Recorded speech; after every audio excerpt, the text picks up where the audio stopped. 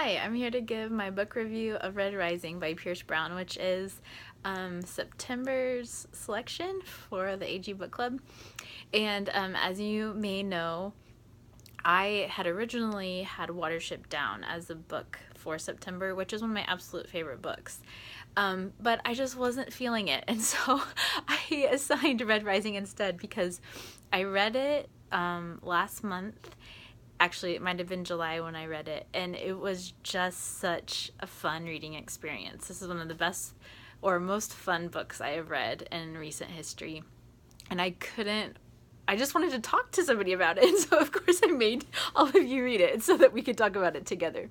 But I have to be really careful about what I say about the book because this story is just full of twists and turns, and if you say too much, then you give away these huge surprises. But I wanted to share two of the things I really like about this book. One is that this is just a page turner.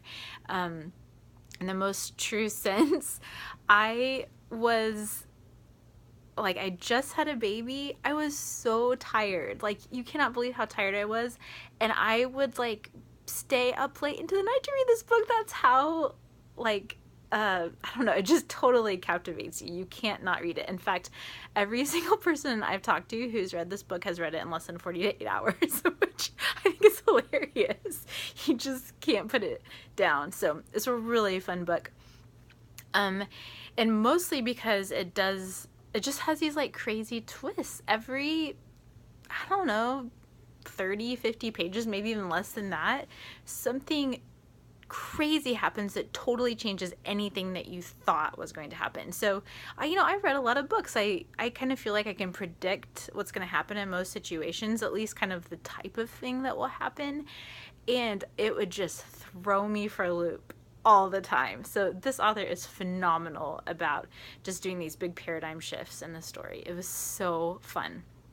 And then the second thing that I really like is this isn't something I love, but this is a dystopian novel, and I am totally tired of them. It's I read Hunger Games, it was fine, it was good, but now there's a billion of these YA dystopian novels and TV shows and movies, and so when I heard that this was another dystopian novel, I was like, oh, give me a break. In fact, even the main character is young when it starts. He's only 16.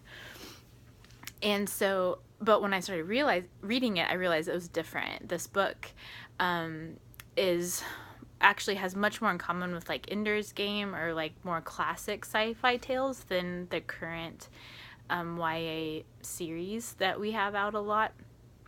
And it's also very thoughtful. It's very serious. It deals with big themes in an adult kind of way.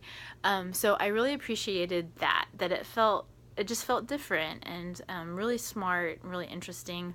And more serious, but also that didn't necessarily translate into more explicit content. So a lot of times when you get an adult book, that just means that there's crazy violence, crazy sex, and crazy language.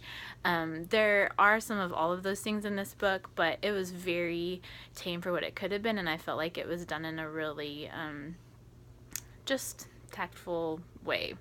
So I appreciated that it felt like a serious adultish book without making me feel disgusting. Okay, so those are things I loved. There are obviously tons of other things that I love that I can't tell you about here. So if you're in town and you've read this book, please come to my house on Thursday night to book club. It would be so much fun to talk about. So thanks for reading, thanks for watching, and I will see you next month.